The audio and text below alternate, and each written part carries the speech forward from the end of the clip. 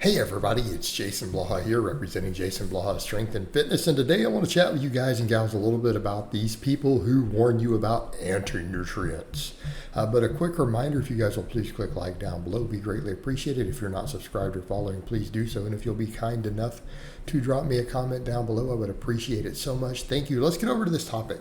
Anti-nutrients is kind of a slightly newer term. It's been thrown around in a lot of circles, and essentially what we mean by anti-nutrients is any nutrient found in foods that has the ability to block the absorption of some other nutrients. Now, here's going to be the dead giveaway. Most of the foods that have anti-nutrients in them are the foods that we generally associate in all the data with great health outcomes, greater longevity, lower cancer rates. So I want people to think about that for a moment. So this is a perfect example of what we mean by people like biohackers do this silly stuff. They'll find a hypothetical or one potential pathway for something in the body and then build all sorts of massive models off of it. But in reality, in the real human beings, it doesn't ever actually pan out, right? Does that make sense? Like, hey, we found this one thing, but in the real world, it doesn't actually really appear. Makes sense?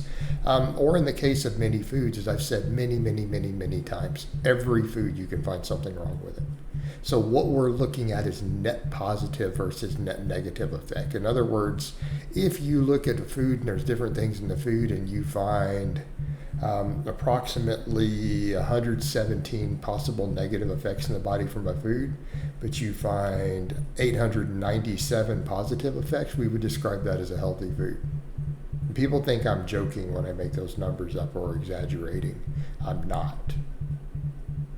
So just be aware that's how many different processes could occur in your body from eating broccoli. It could be hundreds. And some of them will be positive, some will be negative. So when people harp on individual negatives, they're not looking at the net effect.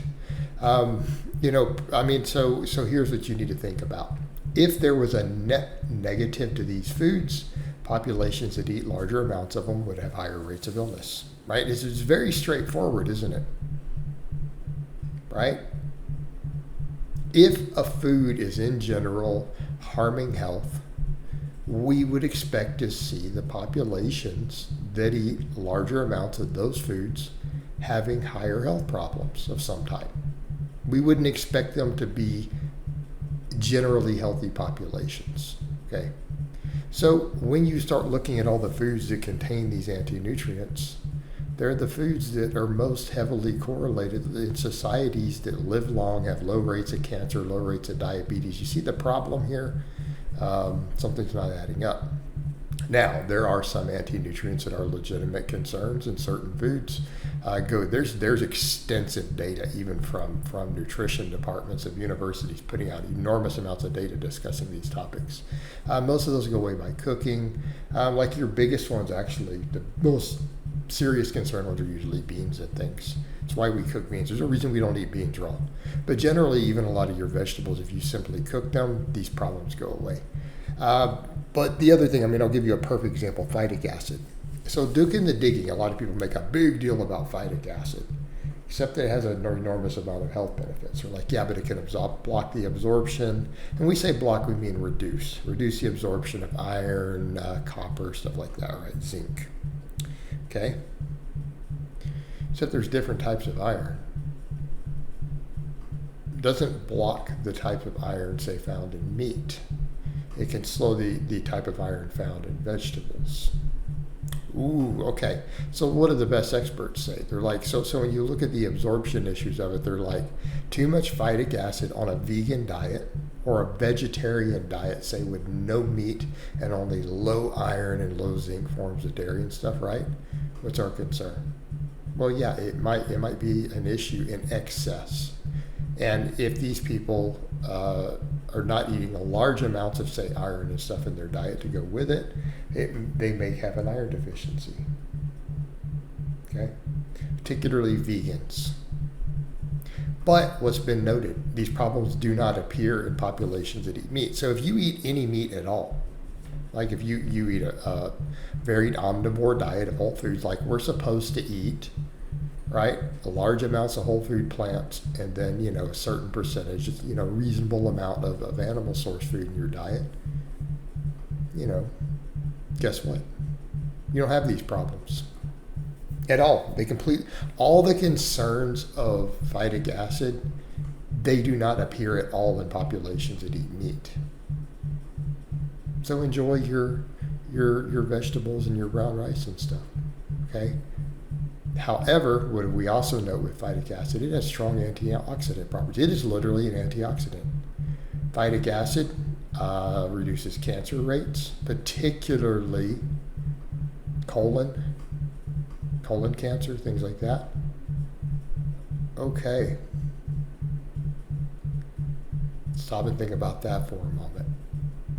Literally, a lot of the people are like, oh, phytic acid, they literally eat the foods that are associated with some colon cancer. Okay? But what do we note in the research? That when fiber's high enough, and things like phytic acid, things like that are high enough, red meat's not associated at all with colon cancer. Like normal, we're not talking about the processed stuff. Right? There's no association. It completely removes it. To kind of see where we're going with this, it's almost like, wow, instead of harping on these individual foods, if you just eat a balanced whole food diet, different foods cancel each other out. So the grains that have the phytic acid, guess what? If you eat a little bit of meat, all the anti-nutrient concerns disappear. Lo and behold, what a miracle. You eat some red meat that may have some minor concerns for, say, colon cancer and some cancers of the bowels. Guess what? You eat the whole grains and the other foods with some of the phytic acid in it, these concerns go away. Wow, it's a freaking miracle. My God, eating a balanced, varied whole food diet works really, really well. But back over to that point, literally the phytic acid reduces insulin resistance, reduces cancer rates. It's an antioxidant. So again, it reduces diabetes rates. Yet then people want to fear it. Yet the entire absorption issue of it goes away if you eat meat. Yet people will stand there and harp about it. So the people promoting all of them, we could go nutrient by nutrient by nutrient through these anti-nutrients, one by one, and find stuff like this. These people are charlatan con men grifters who are selling diet books and garbage, stupid stuff to you for money. They're complete con men who ignore the actual science to promote stuff like this. They ignore the data. They ignore what the best experts say. You say, look, no, these are not problems. This here's fine. Eat this and this. Cook it. Whatever. Becomes zero concern. Hey, maybe don't be a raw food vegan. Problem solved.